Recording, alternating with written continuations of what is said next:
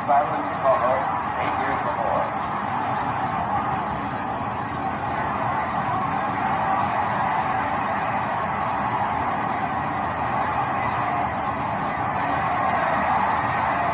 Everyone's stunned by the fury of Lewis's attack.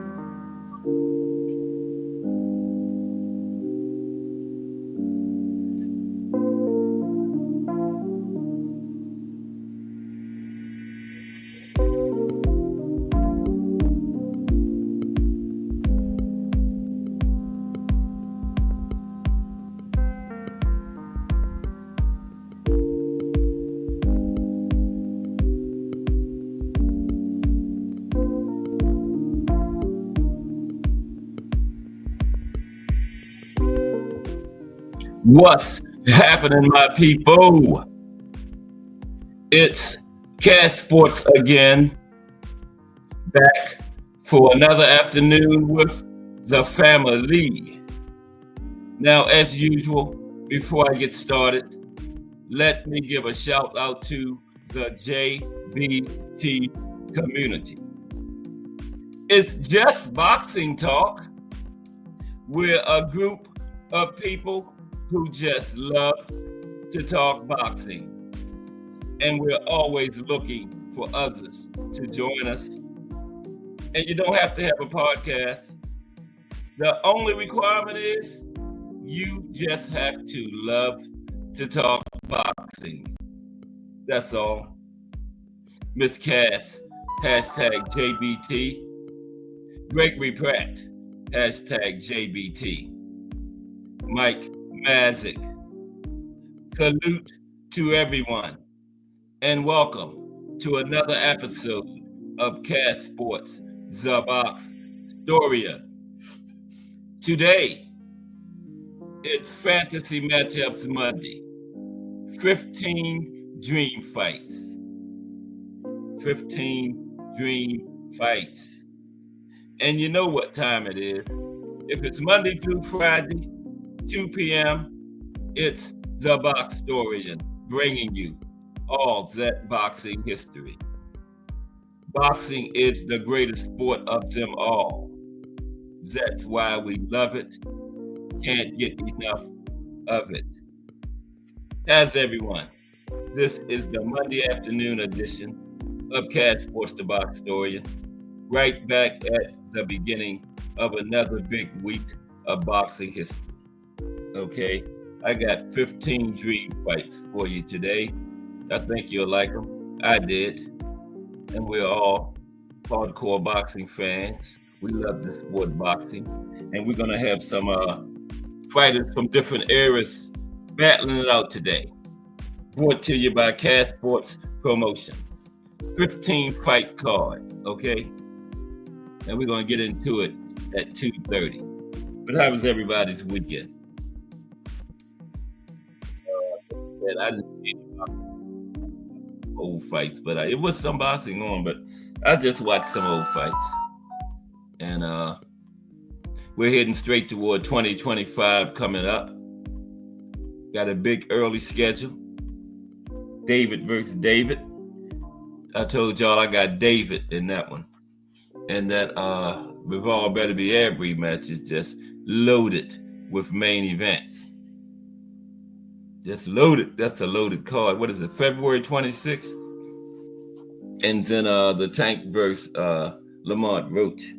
We'll find out what's happening with that one. But we got some more highlights of boxing history today coming right up. But appreciate everybody that's in the building so far. We always wait until 2:30 to get a few more peoples in. They're coming. Okay. Some more historians that love this boxing history. But it's Fantasy Matchups Monday. And I found 15 fire fights.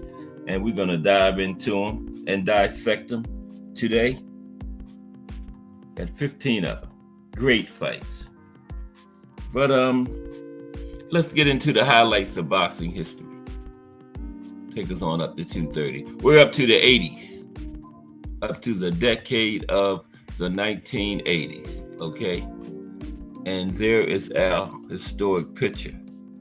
The Four Kings. There they are. From left to right. Thomas Hearns, Marvin Hagler, Sugar Ray Leonard at the bottom, and the Hands Up Stone, Roberto Duran to the right. Let's get into it. Highlights of boxing history, the 1980s. Okay, this is going to take us on up to 2:30. Then we're going to get started with the fantasy matchups, the 15 dream fights we got for today. But on June 20th, 1980,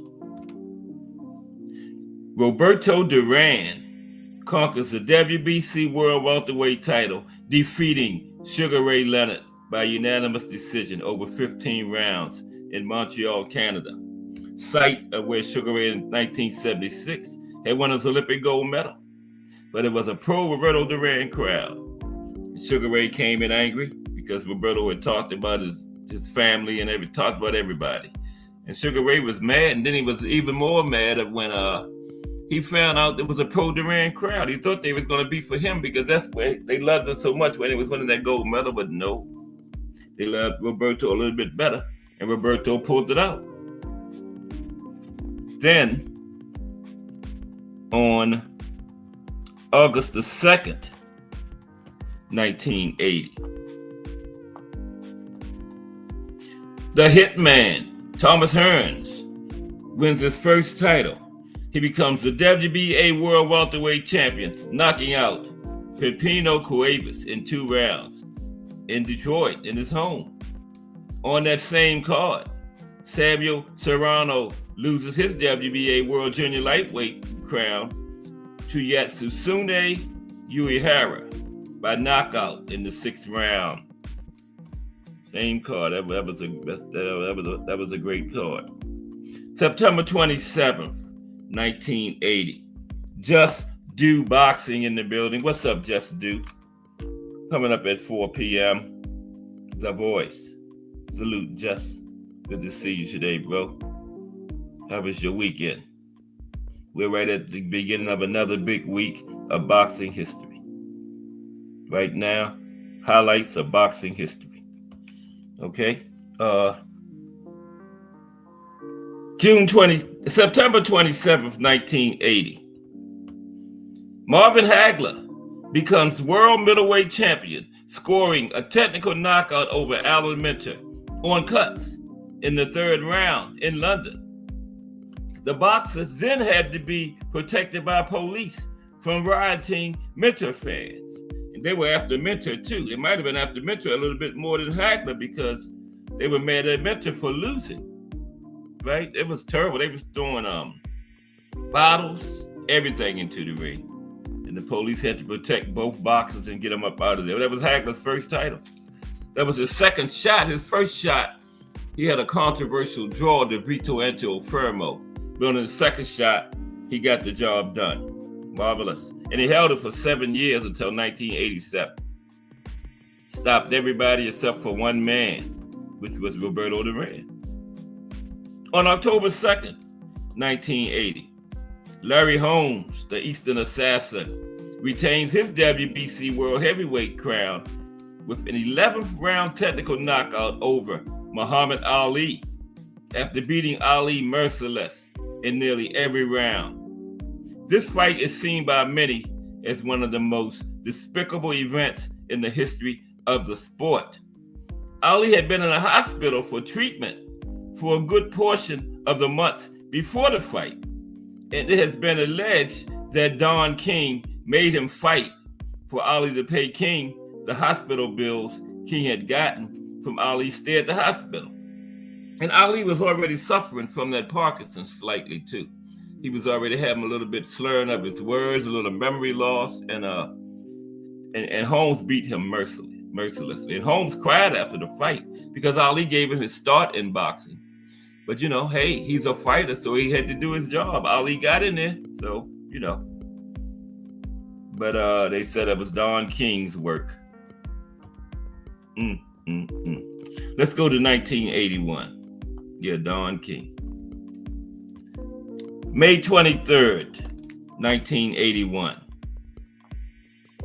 Wilfred Benitez becomes the first Hispanic and Puerto Rican to be a 3-time world champion, as well as the 5th boxer to do it overall, and the first one to do it since Henry Armstrong 4 decades earlier.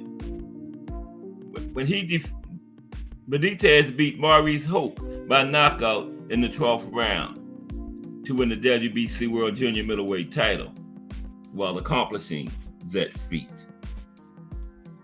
Yeah, Just Do says he's back to build. It's good to have him back.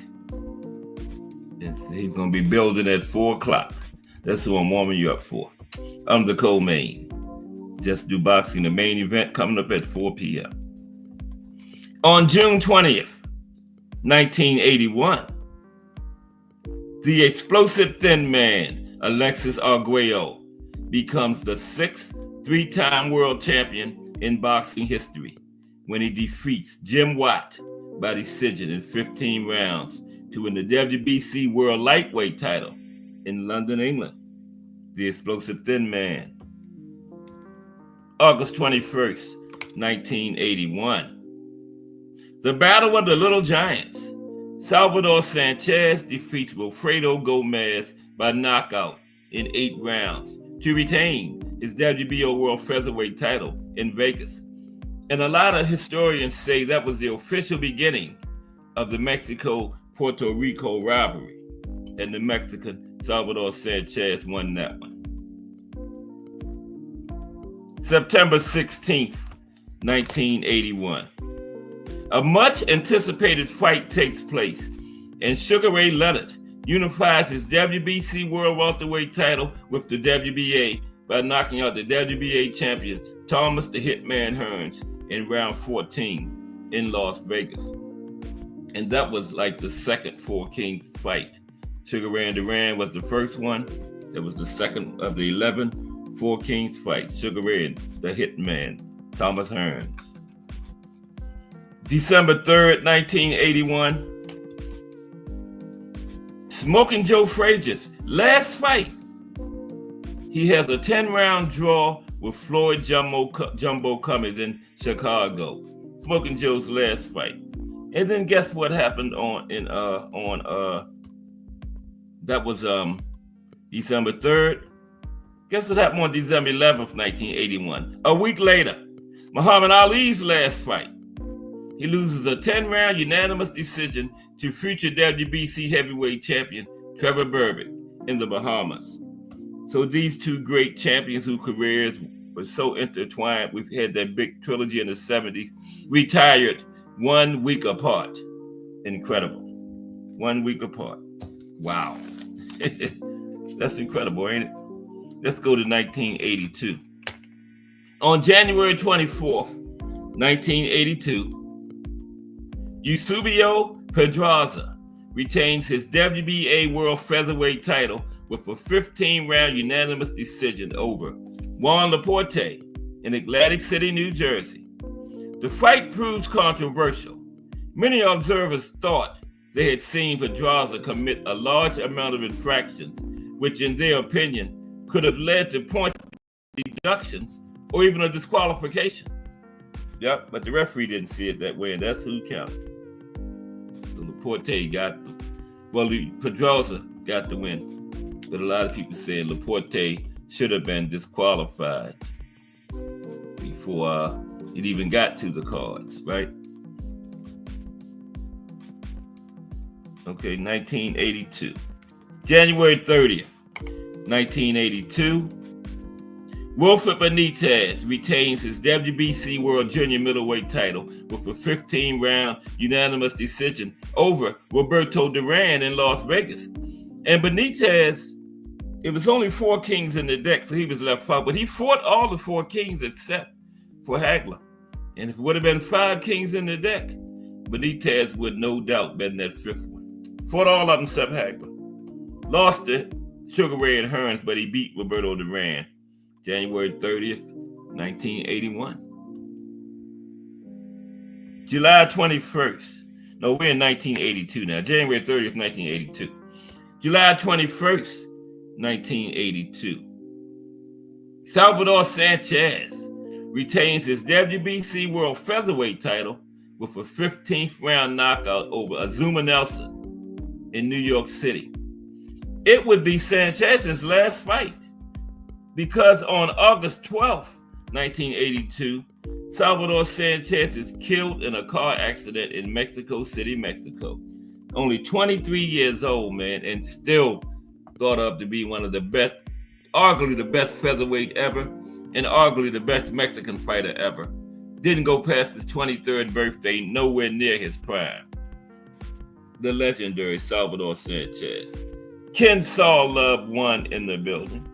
How come Ken Saul Love and Jarrell Hattie come in at the exact same time every day? But salute. Ken Saul Love won, and Jarrell Hattie. Salute. Good to see y'all. Appreciate y'all stopping by today. Fantasy Matchups Monday. We got 15 fire matchups coming right up at 2:30. But right now, highlights of boxing history. We're going to probably try to go to like 1985, okay, before we get started. Yes, Salvador Sanchez died at 23 years old on like a month after his last fight, August 12th, 1982. On November the 9th, 1982, Sugar Ray Leonard announces the second of multiple retirements in Baltimore, Maryland. Leonard's first retirement came after the 1976 Olympics. Yep. He retired about 5 times, but he came back each time until Hector Camacho knocked him out. Then he finally got out where he should have been anyway. November 13th, 1982.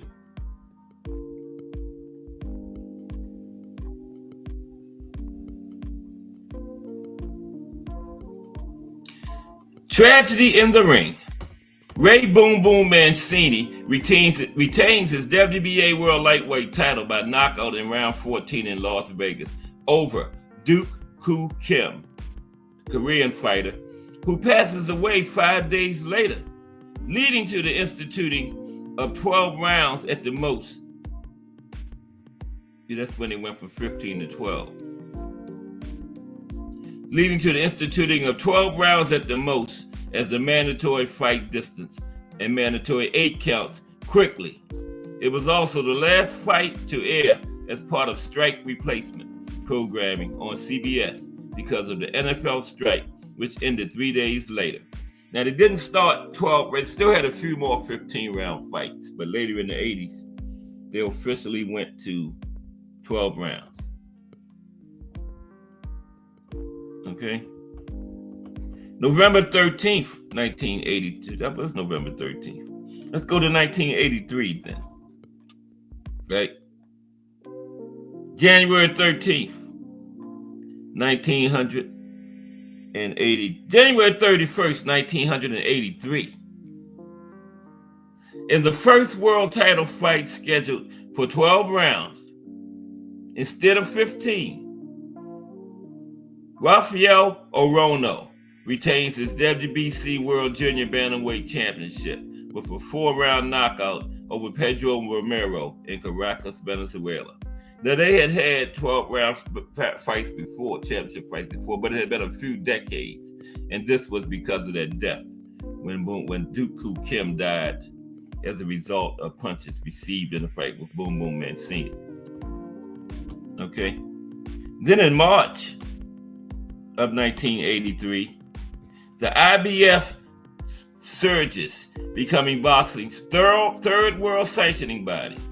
March 1983, the IBF came into existence. And then on June 16th, 1983, on his 32nd birthday, Roberto Duran becomes the 7th fighter in history to be a 3-division world champion, knocking out WBA junior middleweight champion Davey Moore in 8 rounds at the Garden in New York. The hands of stone. August 7th, 1983, Hector Camacho wins his first title, knocking out Rafael Limon in 5 rounds to win the vacant WBC junior lightweight title in San Juan, Puerto Rico. And the Macho Man would go on to win several more titles in his career, but that was his first one, 1983. Yep. September the 1st, 1983. Tragedy strikes again. Alberto Davila wins the vacant WBC World Bantamweight Championship with a 12-round knockout over Kiko Bagines, who dies 3 days later. Tragedy strikes again. Just a year after the last one. September 9th, 1983. The Hawk, Aaron Pryor, retains his WBA World Junior welterweight title with a 10th round knockout over the explosive thin man, Alexis Arguello, who was attempting to become the first man to win world titles in 4 different divisions. Both men announced their retirement after their rematch. Arguello, they stayed retired, Pryor came back. But yeah, Arguello was the first man to attempt to become the first 4-division champion. But Tommy Hearns actually accomplished that, like 87, something like that. Yeah. Then on September 23rd, we're going to go to 85 and cut it off for today. September 23rd, 1983. Jerry Coetzee.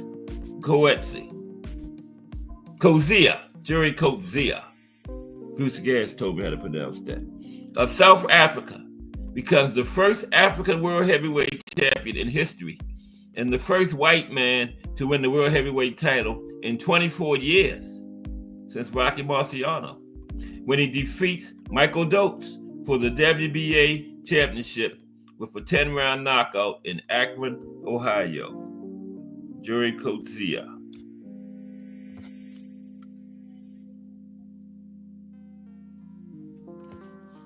Boy, that was September 23rd, 83, right? November the 10th, 1983.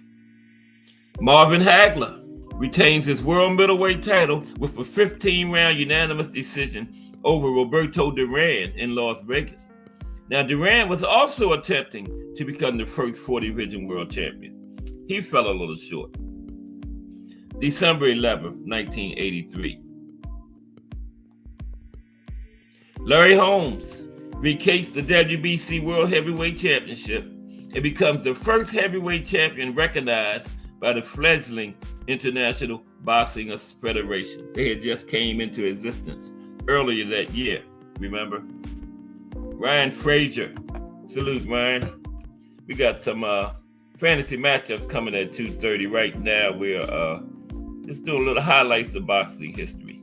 We're going to go to 85 and cut it off. Now let's move to 19. We're in the 80s now. We came all the way from the 20s. To a decade each day, or half a decade each day. But salute Ryan Frazier. Good to see you. Ryan Frazier, Boxing Talk up north. Our friend from Canada. Good to see you, bro. Ryan Frazier. Okay, let's go to 1984. You're going to do 84 and 85, and that's it.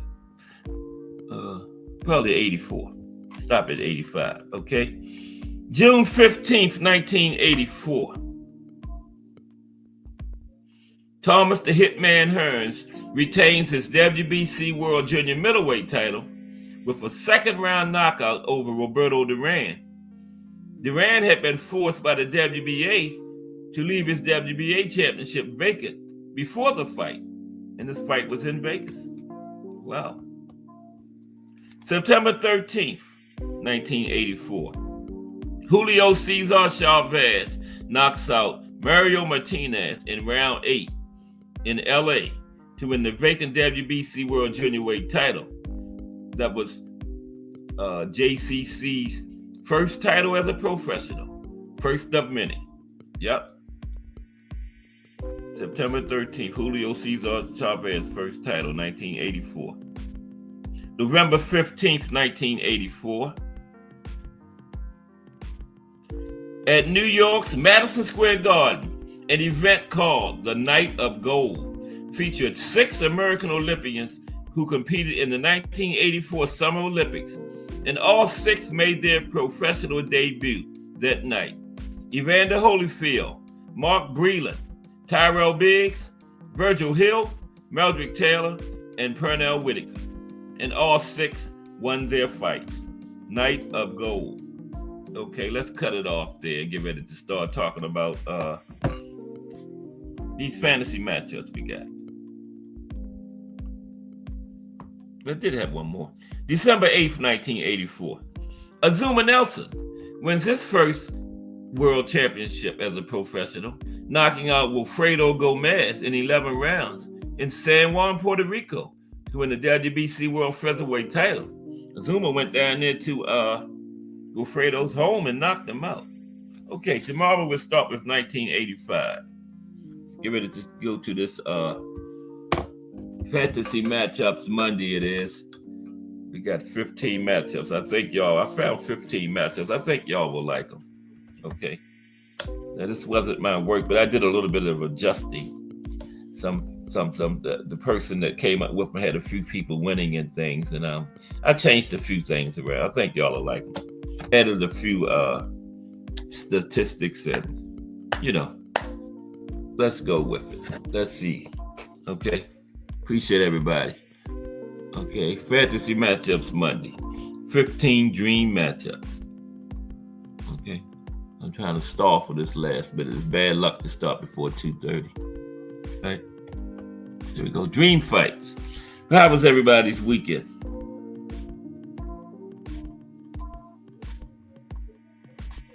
Oh, wow.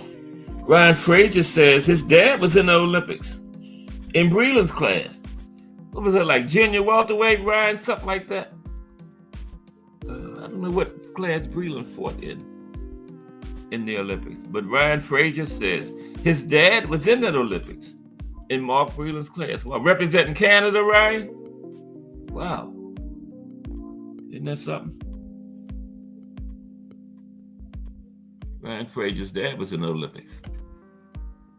Okay, let's go. Fantasy Matchups Monday. Got a little introduction. Yeah, that was the Four Kings, my historic picture for the 80s. There they go. Okay. 15 Fantasy Matchups Monday, 15 dream fights. Now, for all the talk of boxing's apparent demise, The past few years have actually offered the world countless fighting men whose supreme heart and skill would have made them contenders in any era. The names of Crawford, Benavidez, and Inoue will rightly be noted among the game's all-time greats, as will a whole host of their contemporaries from the past 20 years. Now, while nostalgic fans will always remember those sensational pugilists who practiced their art in boxing's golden ages early in the last century, it doesn't mean you can simply dismiss the latest generation of outstanding boxers. They're certainly bigger than they were in the good old days, fitter too, and probably stronger, given the vast advancements in sports science and physical conditioning that are now commonplace in all modern athletic endeavors. Okay?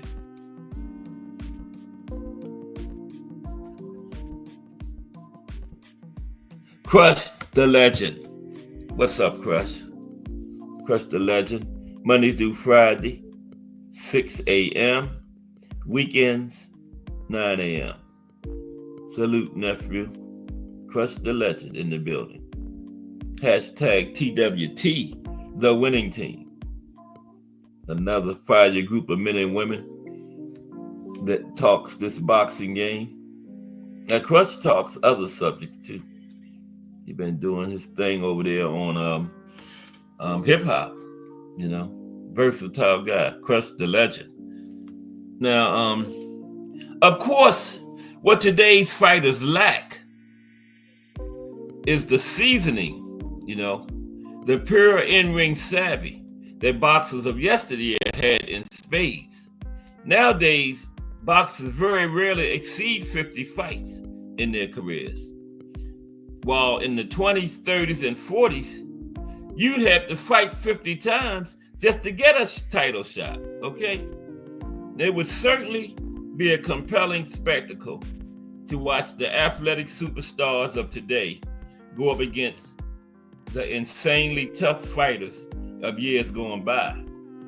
Fortunately, boxing fans have a unique ability to speculate, an ability that is unmatched by any other sporting faithful. Now, today's matchups consist of 15 absolute barnstormers that would captivate audiences of any era, with the outcomes of all these fights incredibly difficult to predict, given the exceptional quality of all the fighters involved. Now, video, statistics, and opinions were consulted to decipher the particular strengths and weaknesses of all the outstanding fighters who are mentioned in these matchups. Okay? Excuse me for a minute. Yeah. And let's get ready to get started. But there's no greater thrill for a boxing fan than speculating on the outcome of a true 50-50 fight. And all of today's clashes should inspire debate among boxing fans. Okay, let's get into it. Trump in the building. What's up, Trump?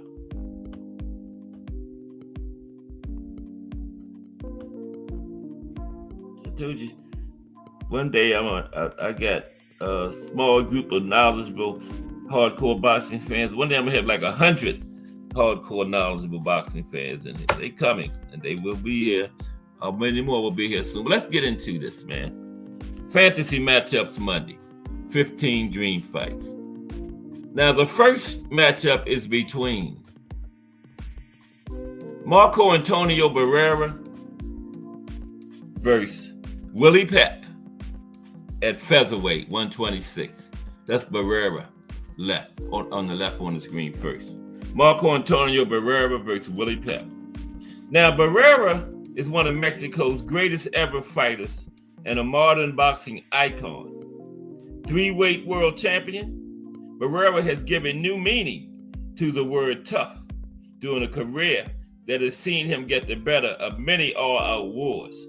As a featherweight, it was only Manny Pacquiao that got the better of Barrera, and only because the Pac-Man came across Barrera when his body had probably outgrown the division, right?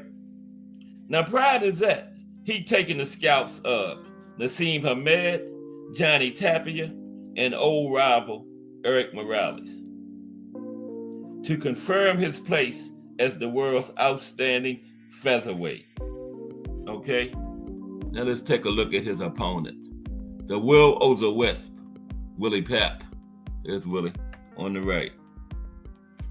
Now, regular in the top 10 of pound-for-pound lists, Willie Pep was a true master of his craft, okay?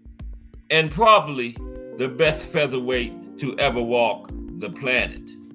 Now, Pep was blessed with superhuman speed and grace.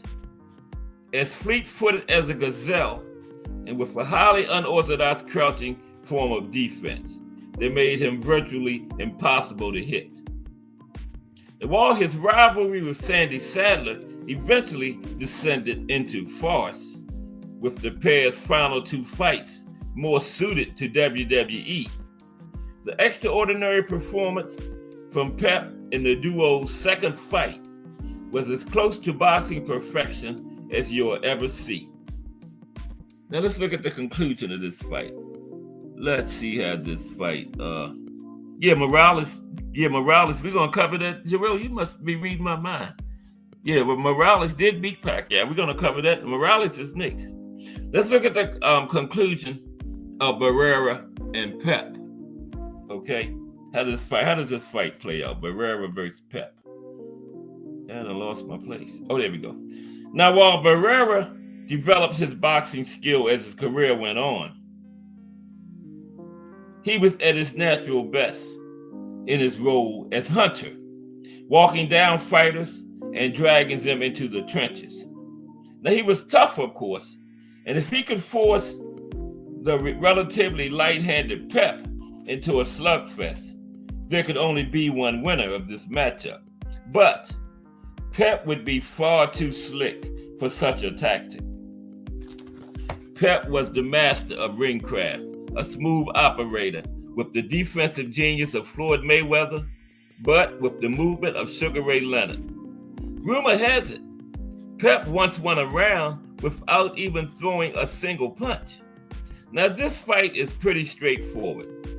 As good as Barrera is, Pep would dance away from the bigger man and sting him from outside all night long, eventually winning the fight by a wide, unanimous decision.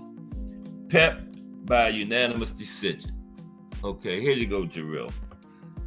Next is Eric Morales versus Abe Attell. Old school fighter from way early in the 20th century, Abe Attell. But there's Eric Morales right there. There's Eric Morales. There's Eric, okay. Eric Morales versus Abe Attell, again, featherweight, 126. Now, Morales, also known as El Terrible, is rightly regarded as one of the greatest talents in modern boxing. He fought sensational fights with his contemporaries, Marco Antonio Barrera and Manny Pacquiao, and beat Pacquiao at super featherweight in March 2005. There you go, Jarrell. March 2005, Morales beat Pacquiao. Now, Morales is the definition of Mexican toughness. Strong, aggressive, and downright nasty, with a right hand that was particularly lethal for any foe, any unfortunate foe. Now, Attell, Abe is old school from like 1910, way back there, Abe Attell. Now, Attell was one of the wisest heads to ever enter the prize ring. He possessed knowledge of every trick in the boxing book. Known as the Little Hebrew, he defeated fellow featherweight champion George Dixon and Johnny Kilbane during his prime and defended his titles in awesome 18 times. Well-respected boxing historian Charlie Rose regards Abe Attell as the best featherweight in history, while Ring Magazine founder Nat Fleischer had him at number 3. So how would this fight turn out between Morales and Attell? Mike Rim in the building. What's up, Mike Rim? How are you today? Yeah, he's Mexican. Yeah, Morales is Mexican. Yeah. And Trump says, Jarrell, very good fighter, better than his training. Nowadays, Munguia looked better with Freddie Roach. Yeah, good point, Trump. Salute, Mike Rim. Now, how does this fight between Morales and Abe Attell turn out? Okay, this is classic modern day against old days. Conclusion of this fight. Where is it? Lost my place momentarily. There it is. Now, this is a much more intriguing featherweight matchup than the last one, Morales versus Pep. But this fight would be another case of Mexican machismo up against supreme skill. Now, while there was no footage of Attell to consult, it is reported that he struggled against bigger opponents. And had he been a modern-day fighter, he would have probably competed as a bantamweight, right, one class down below. But Attell was slippery and reigned as featherweight champion for 9 years. While in Morales' first reign as champion, he didn't even manage 9 months. But in this matchup, Morales' superior fitness and size would eventually wear Attell down, allowing the Mexican to take the win by a late stoppage. Morales by 11th round knockout over Abe Attell. The next matchup is Juan Manuel Marquez versus Benny Leonard. Benny Leonard is a 1920s, 30s legendary lightweight. And this fight is at lightweight, 135. Juan Manuel Marquez versus Benny Leonard. There's Marquez right there. Now, another Mexican fighter of the modern era, Marquez is now rightly recognized as one of the best lightweights of all time. He has taken the scalps of Marco Antonio Barrera, Juan Diaz, and Michael Katsidis in his career. While many still believe he got the better of Manny Pacquiao in all their fights. He definitely got the better of him in that fourth one. Put Manny to sleep. Now, Marquez was not your stereotypical angry Mexican fighter. He was a master counterpuncher who put his combinations together with great thought and finesse, unlike some of his more gung-ho countrymen. Now, Leonard, take a look at Benny Leonard. One of the game's great thinkers. Benny Leonard was a man fascinated by the science of fighting, using his brain more than his brawn when it came to boxing. Now, while he lost 3 of his first 13 fights by knockout, Leonard would then have more than 200 fights before he lost again by knockout. The often overlooked fact with Leonard is that he could bang as well as box. And to knock out 70 opponents in his era was no easy task. Okay? Trump says, it said Morales didn't want to fight his mandatory in Marquez for years. Wow. Yeah, I don't blame him. I would have picked Marquez in that one. A little more technical. Now, what's the conclusion? Juan Manuel Marquez against Benny Leonard. This fight would undoubtedly be a real treat for those who appreciate boxing's technical mastery, with 2 technicians from different eras going toe-to-toe. Now, Marquez has the added element of Mexican toughness, but Leonard is a cut above.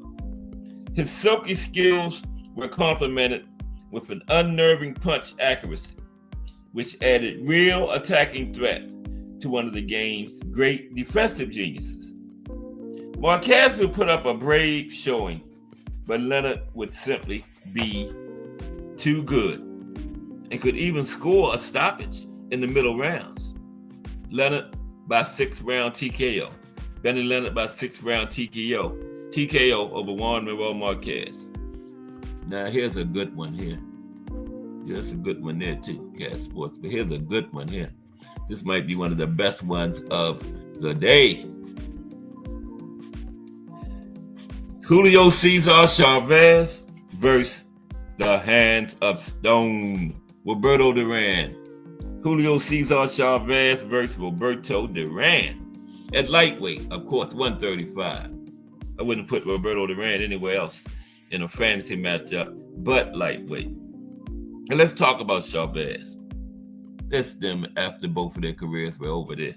Now, a 6-time world champion, of course, 3 of boxing's toughest divisions. Chavez was a boxing phenomenon during the late 80s and early 90s. Blessed with a granite chin and a relentless heart, Chavez embodied the very essence of the Mexican fighter and possessed a ferocious body attack that claimed him many of his stoppage victories. Now, Duran is one of the best pound-for-pound fighters of the last 50 years. And when fit, the perfect combat machine. Duran had it all: speed, power, defense, solid chin, and a raging style that drew in the crowds to watch this violent wrecking ball spread terror throughout the lightweight division.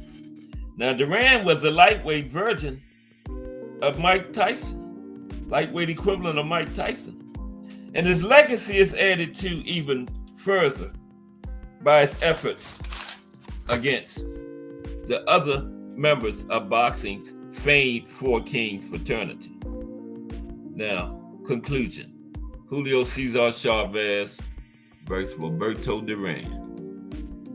There they are. Julio Cesar Chavez versus Roberto Duran. Who takes this one?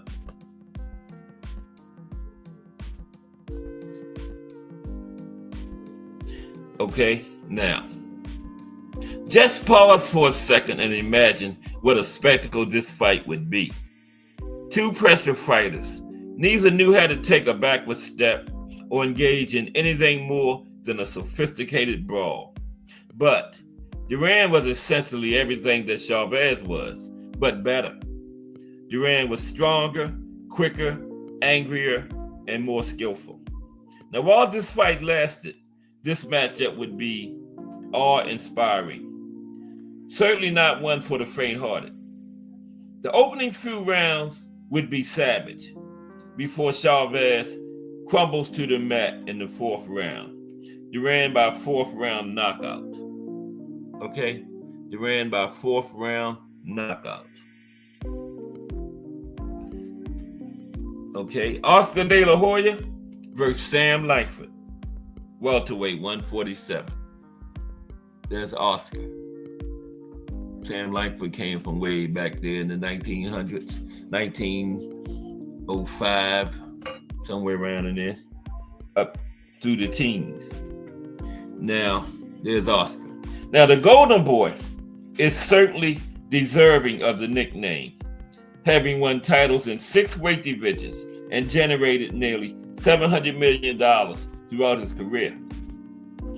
Oscar earned his money. Now, he earned his money in glory too, right? Now, he adapted a refreshing take on all-comers attitude that saw him share the ring with the modern era's greatest fighters. With the sheer volume of outstanding names on his resume needing to be seen to be believed. Yeah, when you're talking about fighters' resumes, you say, fighting with a good resume, he had an Oscar-type resume. BN Boxing News in the building. What's up, BN Boxing News? It's fantasy matchups Monday, bro. We got 15 fire matchups we going over today. Right now, Oscar De La Hoya versus Sam Langford. Touching on Oscar a little. But salute BN Boxing News. Another fire JBT channel. We full of them. Okay, let's get back to it. Oh, I didn't do that. Yeah. Okay, now where was I? Yeah, Oscar, his resume, you got to see it to believe it, man. All the names on his resume. When you're talking about Oscar's resume, you don't say who he fought during his era. It's easier to say who he didn't fight during his era because there's not many, you know. Now, Oscar was lightning fast and a boxing revelation, a modern day Renaissance man who reigned as a world champion for 13 years, a truly remarkable reign. Okay. Now, Langford. Let's talk about Langford. Now, Langford is a 300 fight veteran. That's right, you heard right. 300 fight veteran who competed in every division from lightweight to heavyweight, 135 to heavyweight, okay? The bull like Langford is definitely the best boxer to never win a world title. He beat great lightweight champion Joe Gans, the old master, as well as all-time heavyweight great Harry Wills. You hear that? He beat lightweight great Joe Gans and heavyweight great Harry Wills, 135 to heavyweight. And he even gave the legendary Jack Johnson a scare, despite weighing some 30 pounds lighter, okay? 30 pounds lighter. Terrell Cameron in the building. What's up, Terrell? How are you today? And Bruce Gas, Boxing Jazz, and more in the building. Bruce, when is that trivia show? Is it tomorrow, Tuesdays? Yeah, Bruce Gas got a fire trivia show he has. I think it's Tuesdays. Let's salute Terrell Cameron and Bruce Gas, Boxing Jazz, and more in the building. Fantasy matchups Monday, gentlemen. We got 15 matchups. We like about 5 or 6 in. This is the 5th one. Arthur De La Hoya versus Sam Langford. We're touching on Sam Langford right now. Okay. Yeah, Bruce, I think it's Tuesday, right? The trivia contest. Fire show, man. Y'all need to check that out. I'm scared to go back in there because I can't never get nothing right. Bruce put some tough questions out there, man. I'm serious. Okay, now Sam Langford.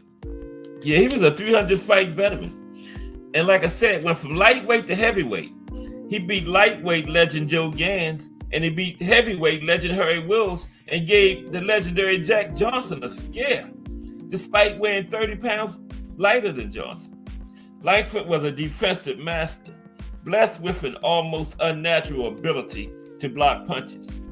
He was also heavy-handed, right?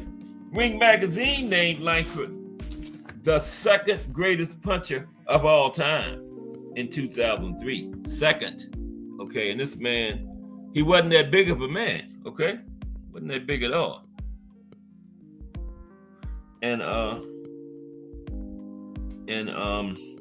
conclusion, Oscar versus Sam Langford. Now this matchup would be a unique clash of styles, with Oscar's raw hand speed up against Langford's power and defense. Now while Oscar has the height advantage, Langford had freakishly long arms for a man of his size, and the Golden Boy would not be able to stay away from Langford for the full duration of the fight. Langford was simply a class above Oscar. Now De La Hoya would stay out of trouble for the first half of the fight, but eventually tiring and getting tagged by one of Langford's hammering left hands. And when that happened, not many people got back up. Langford by 5th round knockout. Langford by 5th round knockout in this one, okay? The next matchup is, this is a good one too. Pernell Whitaker versus Sugar Ray Leonard. Pernell Whitaker versus Sugar Ray Leonard. There they are. That's supposed to be Sugar Ray on the left. That looks like Pernell, but I don't know. That's Sugar Ray. I got that from one of those games. Yeah. Pernell Whitaker versus Sugar Ray Leonard at welterweight, 147. Now, one of the purest and most technically skilled fighters of the modern generation, Whitaker was a throwback to the days of fighters like Benny Leonard, who we just talked about, who appreciated the finer details of fighting. Now, the four-weight world champion Whitaker was defensively perfect, capable of avoiding punishment from the biggest and best of punchers. While he certainly wasn't the biggest puncher, and he didn't need to be, right? In terms of pure amateur style, Whitaker was arguably the best there's ever been. Okay? Now, Sugar Ray. When Ray Leonard took the nickname Sugar Ray, it was no easy task to live up to it. But Leonard proved himself more than capable of following in Ray Robinson's footsteps after crafting one of the best careers in boxing of the past 50 years. Leonard beat legends such as Wilfred Benitez, Roberto Duran, Thomas Hearns, and Marvin Hagler, although that's questionable, earning himself world titles in an incredible 5 different weight classes. Leonard was a supreme attacking fighter, good at overwhelming opponents with rapid combinations. He was also bigger than many people thought he was, and possessed a fighting heart that belied his naturally jovial personality. Now, the conclusion: Pernell Whitaker versus Sugar Ray Leonard. Okay, how does this one turn out? A clash of two blinding speedsters. Anyone watching this matchup would have to be careful not to blink. With these two fighters, you could miss 20 punches in a matter of seconds, right? Now, the styles would gel between these two, with Leonard sure to be the aggressor and Whitaker trying to counterpunch. Now, while Whitaker would avoid Leonard's best work, Sweet Pea wouldn't have enough firepower to keep Leonard off him for a full 12 rounds. And Leonard would be banking rounds based on aggression alone throughout the fight.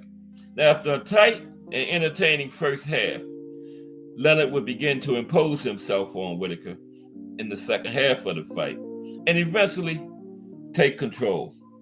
Leonard wins this one by unanimous decision. Sugar Ray Leonard by unanimous decision over Pernell Whitaker. Okay? Next, another good one. They all good ones. Floyd Mayweather versus Henry Armstrong. There's Floyd. Floyd Mayweather versus Henry Armstrong. Sonny Liston, I got the author. Okay. Okay, is this today, Bruce? Oh, tonight. Okay, tonight. Bruce got Sonny Liston, and he got the author Paul Gallagher. Okay. Yeah. Oh, that's the good one. I think I've seen him on there before, Bruce. Didn't you have him before? Yeah, that was very good. Yeah. I think I've seen him on your show before. Yeah, Paul. That was a very good show. Yeah, tonight on Bruce Gas, Boxing, Jazz, and more. Don't miss that one. Yeah, I got to get over there for that. Okay, now we're looking at the conclusion between wait a minute now.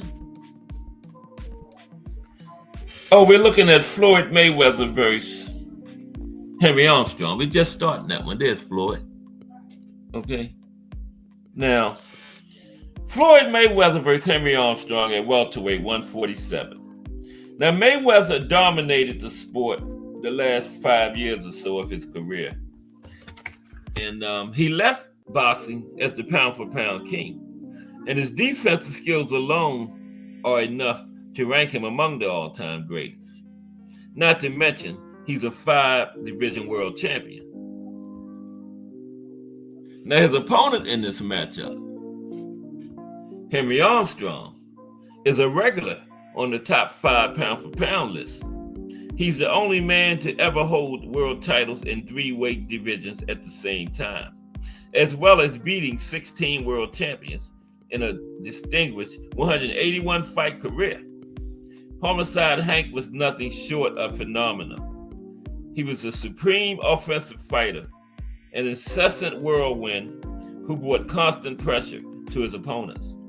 He could even have won a 4th world title as a middleweight, but champion Seferino Garcia held on to his title against Armstrong by a very controversial draw. Now, at a time when there were only 8 weight classes and one title in each, Armstrong could have held half of the world championship belts, right? Now, the conclusion of this matchup between Floyd Mayweather and Henry Armstrong. This hypothetical matchup would truly be one for the ages, okay? This is one for the ages here. A manic 100 punch of a road firecracker against a technical maestro blessed with cat-like reflexes and an impenetrable defense.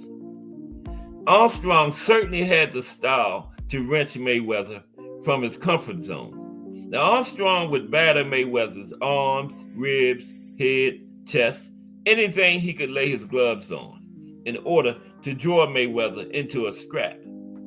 But Armstrong, like Pacquiao, lacked the sheer size to genuinely overwhelm such a skilled operator as Floyd Mayweather. Blessed with superior height and reach, Mayweather would weather an early storm against Armstrong before going on to produce yet another masterclass, nullifying Armstrong's rampant attacks and eventually claiming a difficult win by decision. Mayweather by majority decision. Mayweather beats Armstrong by majority decision. D for the win in the building. What's up, D? It's fantasy matchups Monday. We got 15 Friday matchups. We on, that was number 7. We up to number 8. Salute D for the win. And number 8 is Manny Pacquiao versus Sugar Ray Robinson. Manny Pacquiao versus Sugar Ray Robinson. Number 8. And this fight is at welterweight, 147. Prime versus prime. Manny Pacquiao versus Sugar Ray Robinson. Okay. Take a drink for a minute. Let me back up. Because I watch the playbacks, I be kind of loud on these drinks. Okay. Manny Pacquiao versus Sugar Ray Robinson, welterweight, 147 division. Okay. Salute D for the win. And Thomas Hill, hashtag JBT. What's up, Thomas Hill? How are you? Fantasy matchups Monday to you. This was a Thomas Hill idea, by the way. Salute Thomas Hill. Okay. We got 15 T here. We're up to number 8. Manny Pacquiao versus Sugar Ray Robinson. That's supposed to be them on the screen. I get these pictures from those games. That kind of look like them two right there. Definitely look like Manny. Yeah, that's not a bad picture right there. Some of them look like the cell phone. Now, one of the outstanding boxers of his generation, Pacquiao has transcended the sport of boxing to establish himself as a bona fide global superstar, becoming synonymous worldwide with pure fighting perfection. Yeah, Manny, the Pac-Man. The Pac-Man. Okay, excuse me. He's the only fighter to have ever won world titles in 8 different weight classes. The Pac-Man has delighted fans and pundits alike with a scintillating style that endeared him to the world's boxing fraternity.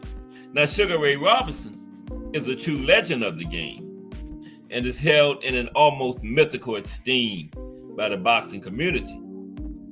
The world has never seen such a fighter like Sugar Ray before him or since him, after him, right? Now, there were no weaknesses in his armor. Defensively sound, incredible hand and foot speed, as well as an ability to throw punches with devastating power and accuracy. He was unbeaten as an amateur. And at one point in Sugar Ray's professional career, he had a record of 128 wins, 1 loss, and 2 draws. If you consider that he had 85 amateur fights and won all of them, that means Sugar Ray won 213 of his first 216 organized fights. So what's the conclusion between Manny Pacquiao and Sugar Ray Robinson, okay? Who wins this one? Now, for any boxing fan or fan of sports in general, this matchup would be an absolute must-see event. Two seemingly flawless fighters at their prime going toe-to-toe to prove who's tougher. It is surely the purest form of any sporting contest. Now, while Pacquiao is exceptional, Sugar Ray Robinson is simply something different, a level above. Pacquiao would cause problems for Sugar Ray with his movement and angles, but Sugar Ray would pick his punches well and outmaneuver Pac-Man to nullify his attacking bursts and win this matchup with one of his masterful performances. Sugar Ray Robinson by unanimous decision. Sugar Ray by unanimous decision in this one over the Pac-Man. Okay? The next matchup on this fantasy matchups Monday is Bernard Hopkins versus Harry Greb at middleweight 160. Harry, another one of those legendary fighters from the 20s, the teens, early 19th century, 19 teens and 1920s. Is that what you call them, 19 teens? Harry had 45 fights he had 37 in 1917. I don't know how many he had in 1918. Then he had 45 in 1919. That's almost 100 fights in 3 years, okay? And in 1919, he won all 45 of them, okay? So let's talk about this matchup. Bernard Hopkins versus Harry Greb at middleweight. Now, one of modern boxing's most colorful characters, Bernard Hopkins was one of the best fighters in the world during the time he was active. Hopkins is the oldest world champion in boxing history, winning the light heavyweight title at the age of 49. But it was at middleweight where Hopkins was truly great. At the turn of the century, even at the age of 35, Hopkins' intelligent style had turned him into a seemingly unbeatable fighter, with wins over the notoriously tough Glenn Johnson, Tito Trinidad, and the Golden Boy, Oscar De La Hoya, confirming the executioner's supreme skills. Now, B-Hop's style meant he was always certain to get better with age. Now, in terms of pure cunning, there was no better fighter in the world.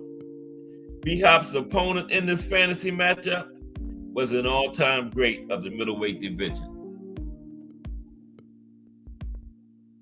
the tough Harry Greb. There's Harry.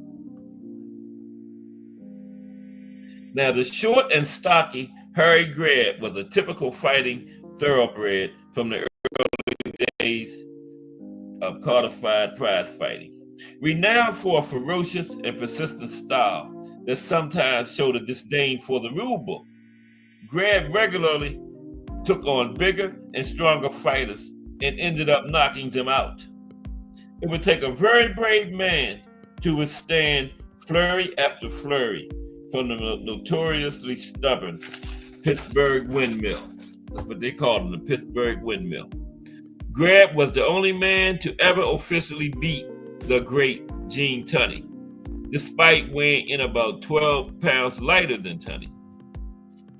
An esteemed historian, Herb Goldman, thought Greb was the best middleweight he ever saw. Conclusion. Okay, who wins this one between Greb and B-Hop? The modern technician against the rugged old warhorse. Now, the outcome of this fight would depend entirely on what era you made the pair of them fight in. In the ring of 1923, where rough tactics were a necessity, Greb would undoubtedly have the edge. He could teach even water-headed Timothy Bradley a thing or two about using your head as a weapon, right?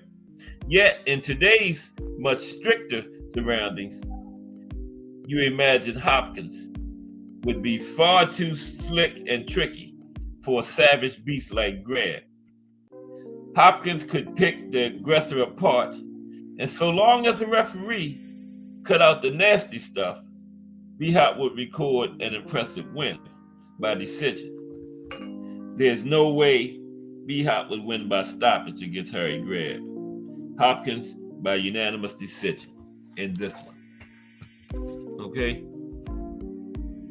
The next one is Sergio Martinez versus Marvelous Marvin Hagler. There you go. Yeah. Sergio Martinez versus Marvelous Marvin Hagler. Yeah, that's just his name. For some reason, the commentators and sports people of the day back then wouldn't call him Marvelous. So Hagler changed his name officially to Marvelous, right? So they would call him, that was his real name. That wasn't a nickname, that was his name. Marvelous Marvin Hagler was his official government name, okay? He changed it to that. Because for some reason, they would refuse to call him Marvelous. Okay, that was his full name, Marvelous Marvin Hagler. Yeah. But right now, Sergio Martinez versus Marvelous Marvin Hagler is the next matchup. Of course, it's at 160. Middleweight 160. Okay? Now, Martinez, also known as Maravilla, emerged from the wilderness during his career to establish himself as one of the world's outstanding fighters, reigning undisputedly over the middleweight division despite not actually holding an official middleweight world title. A relatively late bloomer, Martinez really burst to superstardom in his 30s with an awesome knockout win over Paul Williams in 2010, crushing the favorite Williams in the second round with a left hook that shook the Punisher to his bones. He gave unbeaten prospect Sergey Dzirok a thorough beating in 2011 to confirm his status as one of the planet's premier boxing talents at that time, right? Now Hagler, a real throwback kind of fighter, the heroically tough Hagler would have been able to handle himself in the bare knuckles era, with his fighting career being typified by an iron will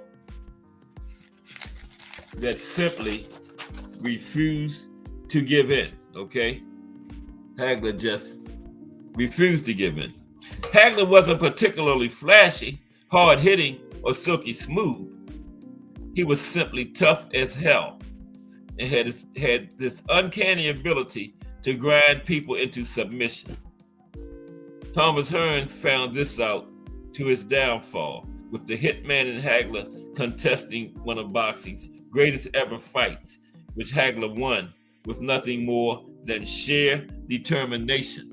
Okay, nothing more than sheer determination. Hagler won that fight with the Hitman. Now, the conclusion of this one, Sergio Martinez versus Hagler. Both exponents of two very different styles of boxing. The outcome of this fight between this pair would depend on whether Martinez could maintain his resistance for 12 rounds. Now, Martinez could certainly outbox Hagler. Sugar Ray Leonard did such a thing in 1987, running away from Hagler for a full 12 rounds and stealing a decision with some eye-catching flurries. But Martinez likely wouldn't be able to fight to such a game plan. Martinez is based the Latino way is based around machismo, and Martinez's loss to Antonio Margarito earlier in his career showed the fallacies that await him should he try and display this style against a natural brawler like Hagler, who is a much better fighter than Margarito. Martinez would box smoothly initially before getting drawn into a slugfest. Once that occurs, there could only be one winner of this matchup.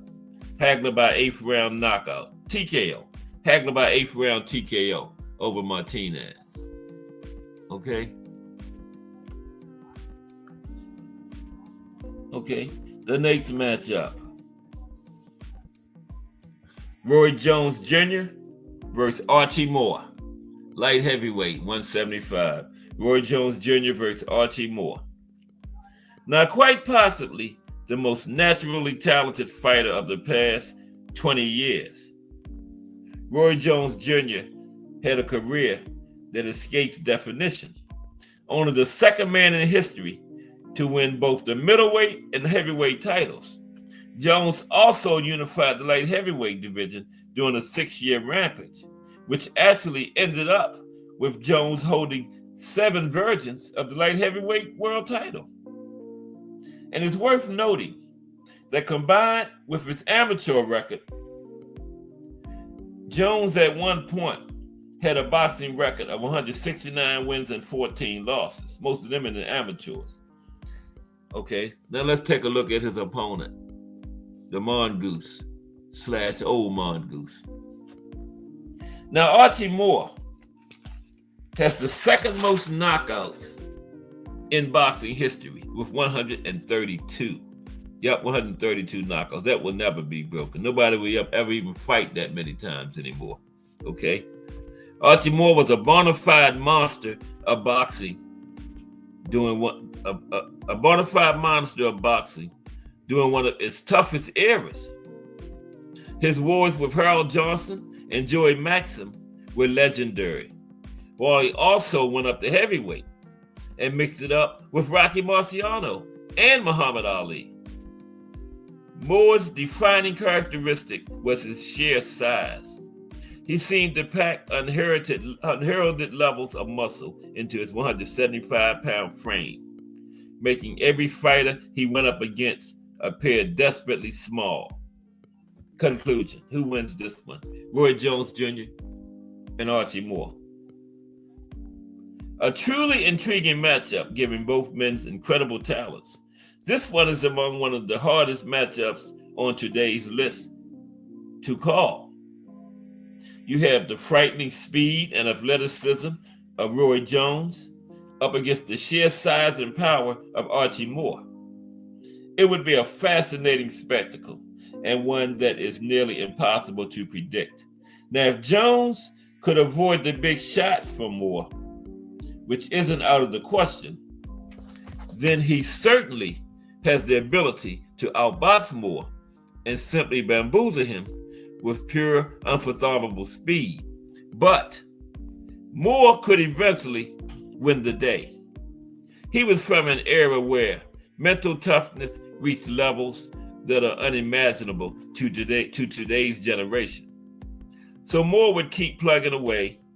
He would deal with a great effort put up by Jones and eventually score a late and dramatic behind on the cards knockout. Moore by a 12th round knockout.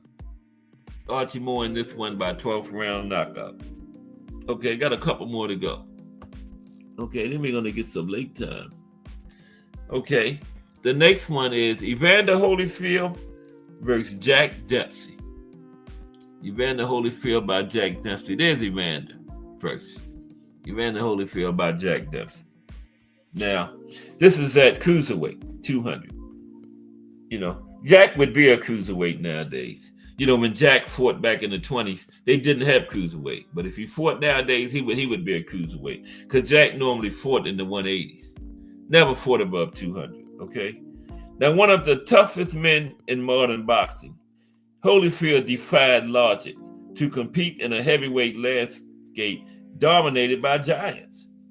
Despite his accomplishments as a heavyweight, it's easy to forget that Holyfield is probably the best fighter to ever compete in the cruiserweight division since its inception around 40 years ago. He was the first man to ever unify the cruiserweight division, right? And beat another legendary cruiserweight, Carlos de Leon, before he moved on up to heavyweight to conquer the likes of Mike Tyson and Riddick Bowe. Okay?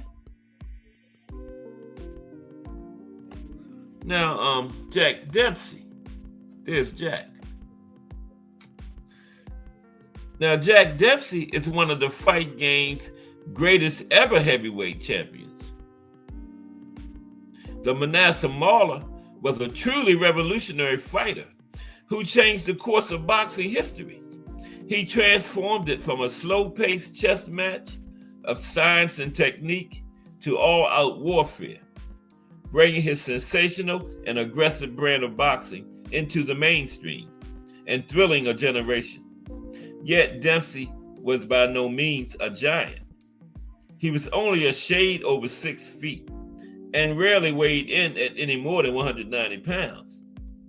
In today's terms, Dempsey was no more than a small cruiserweight. Not only a cruiserweight, a small one, okay? Conclusion. How does this fight play out between Evander Holyfield and the Manasseh Mauler, Jack Dempsey, okay? Now, the notoriously granite-chinned Holyfield would certainly have his work cut out against Dempsey's savage style of fighting, with the Manasseh Mauler sure to set a pace that would potentially overwhelm even the fittest of foes. Now, Dempsey was the ultimate attacking fighter, blessed with more technique than many give him credit for. His footwork in particular was well ahead of his time. But Holyfield is a very, very hard man to knock out. No fighter ever even hurt him as a cruiserweight, never mind beat him. And he even had the edge over 5'10" smallest heavyweight Mike Tyson, a fighter whose style was very similar to that of Dempsey. This matchup could be a real war between these two incredible fighting men, with neither guy given an inch. Both had great chins, so it would be a back and forth fight, with Holyfield edging out a decision because of his better boxing skills. Holyfield by split decision in this one. Okay. Two more. Lennox Lewis versus Big George Foreman. Of course, at heavyweight. No, 3 more. Lennox Lewis versus Big George Foreman at heavyweight. Okay. There you go. That's Big George on the left, Lennox on the right. Now, one of the all-time great heavyweights, Lewis was the king of a heavyweight era that contained illustrious names such as Tyson, Holyfield, Bo, and Tua. It's a shame that Lewis wasn't truly appreciated, when he was an active fighter, with people never warming to his safety-first attitude, despite the impressive names on his resume. Tommy Morrison, Ray Mercer, Shannon Briggs, Vitaly Klitschko, Evander Holyfield, and Mike Tyson were all on the receiving end of beatings from Lennox Lewis, whose raw size and power mean he'd stand a great chance of dishing out similar treatment to any heavyweight that ever stepped in the boxing ring with him of any era, okay?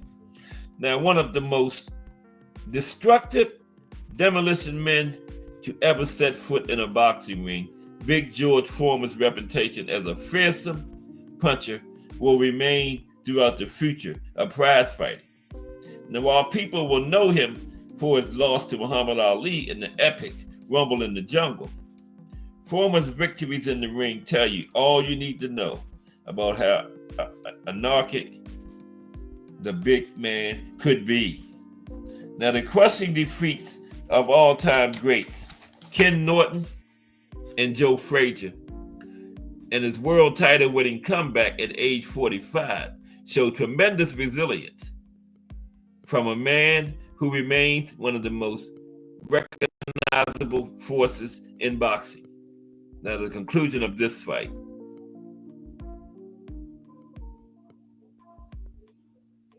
A real clash of mountains would send rumblings to the center of the earth if they were to ever go toe-to-toe.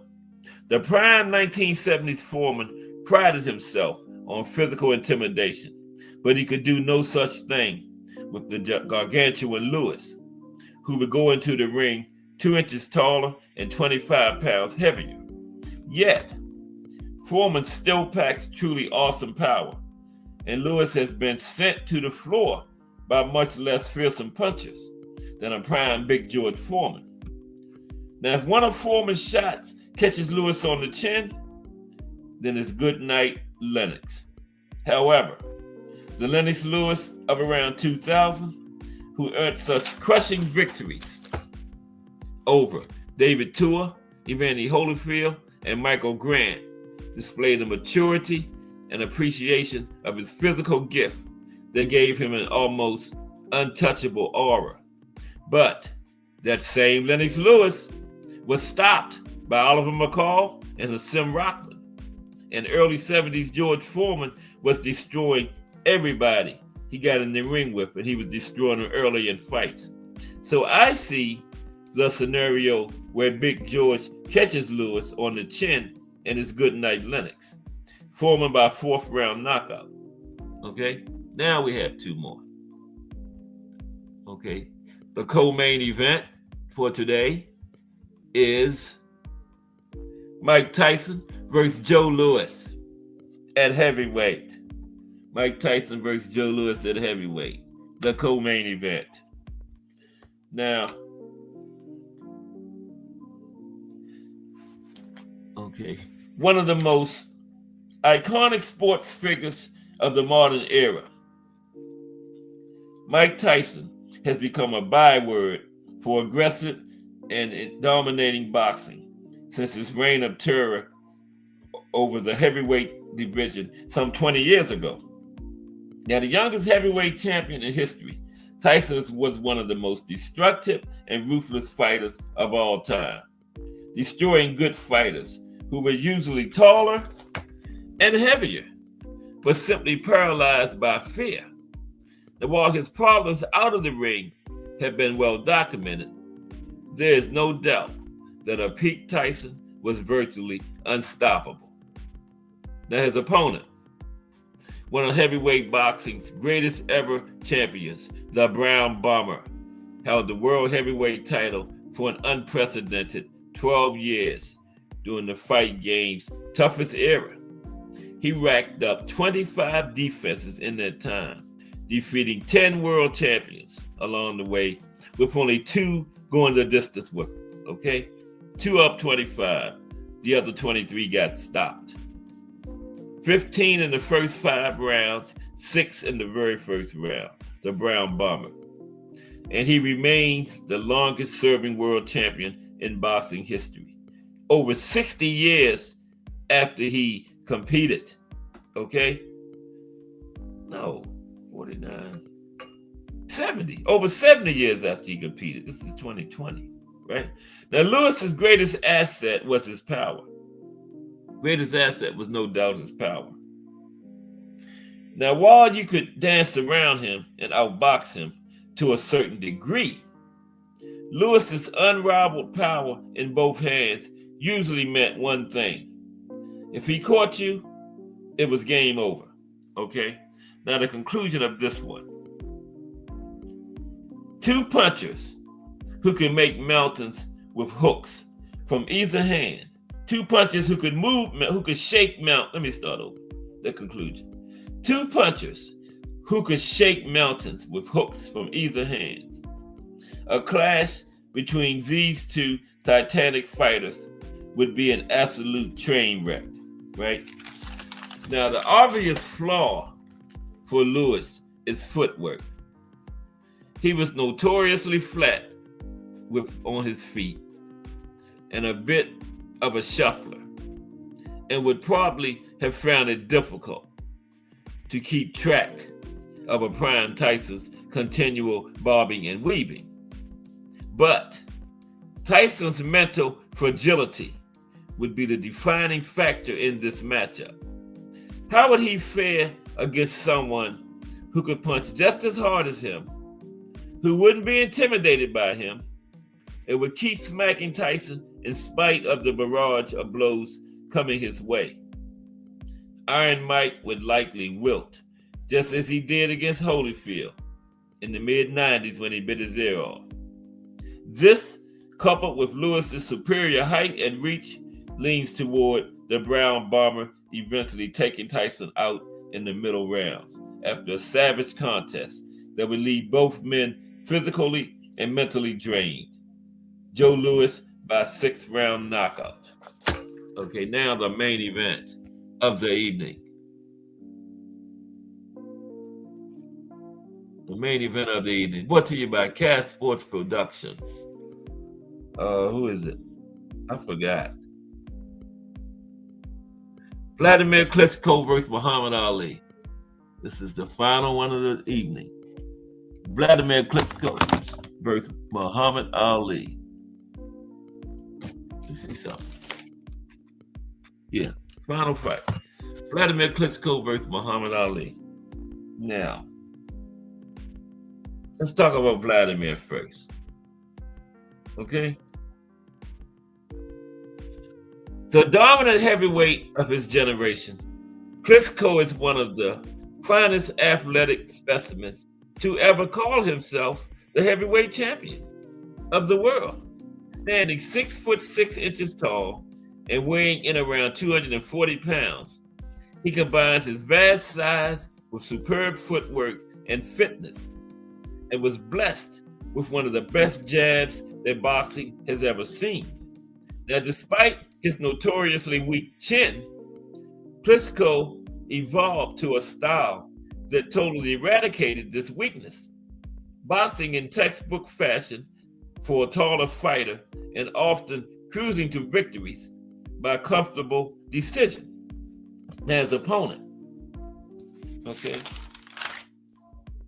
The leading sports figure of the 20th century, Muhammad Ali's life is impossible to squeeze into just 3 short paragraphs. Even a 2-hour feature film struggled to fit 10 years of it in. Now, as a boxer, he was sensational. Ali changed the face of heavyweight boxing forever, showing you could win against bullying brawlers like Sonny Liston using sublime elegance and boxing skills.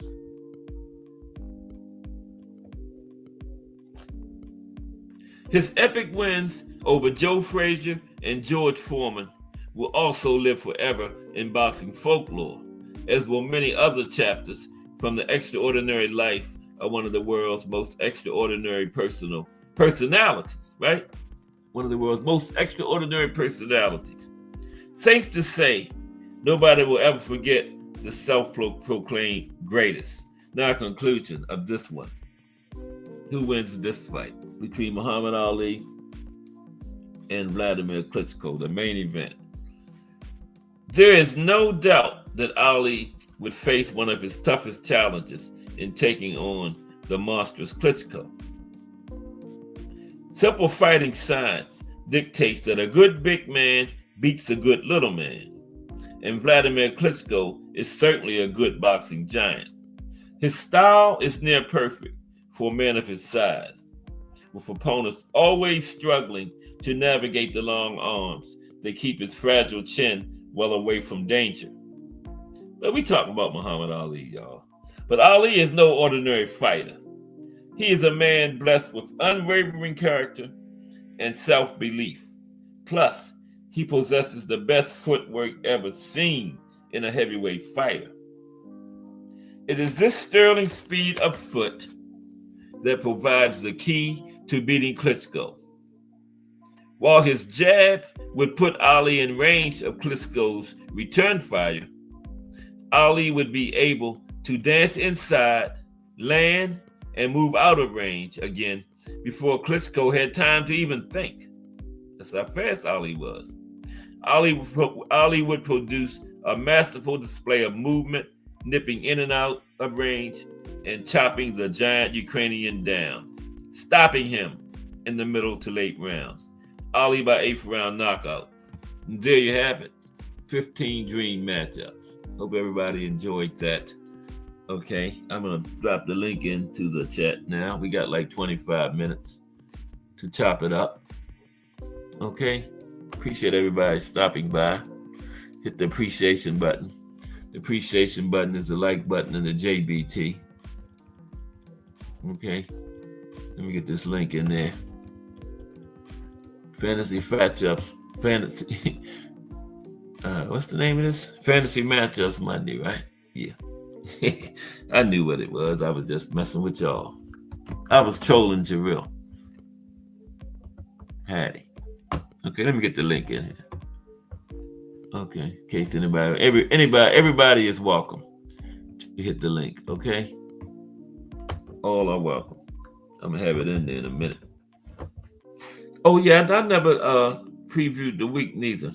Now tomorrow is we're going through the divisions. Tomorrow is junior welterweight 140. We're going to look at a history of the 140 division, junior welterweight, and we're going to look at some of the all-time greats that fought in that division, like Aaron Pryor. Oscar came through there, Julio Cesar Chavez, all them guys. Floyd, I think. Roberto Duran skipped over that. And then we're going to look at some of the current fighters that's actually fighting right now. I'm going to rank the top 10, and then we're going to talk about them briefly. Guys that's fighting right now today as we speak at 140. Okay? And then on Wednesday, we're going to look at some body punching. Okay? What is body punching? What's the reason for it? How can you be effective body puncher? And some good body punches. And then Thursday, boxing in the States is New Mexico. And then Friday is the profile, Carmen Basilio, one of them great 1950s middleweights I'm always ranting and raving about. We're going to do Carmen Basilio Friday, okay? In the profile. Remember, Carmen was hating. He said, hey, Sugar Ray, I know you won the middleweight title 5 times, but you had to lose it 5 times first. Carmen was hating way back in the 50s, man. So, Sugar Ray, yeah, you had to lose it before you won it 5 times, chump. Did I hit enter? I'm sorry.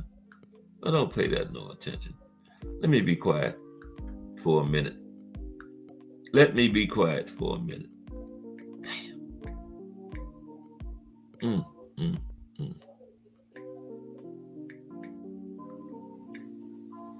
Well, so who's fighting this weekend coming up?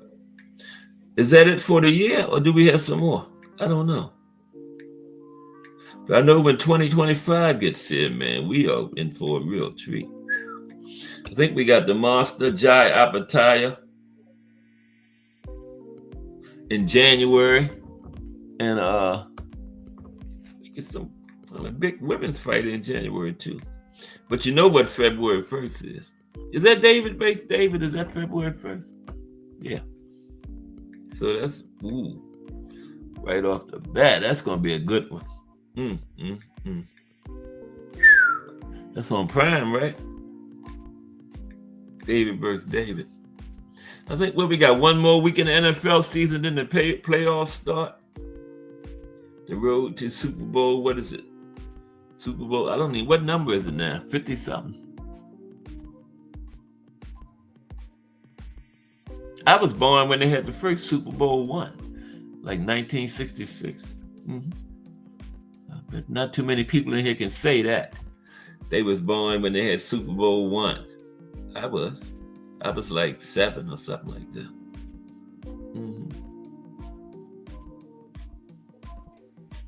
How many of y'all can say that?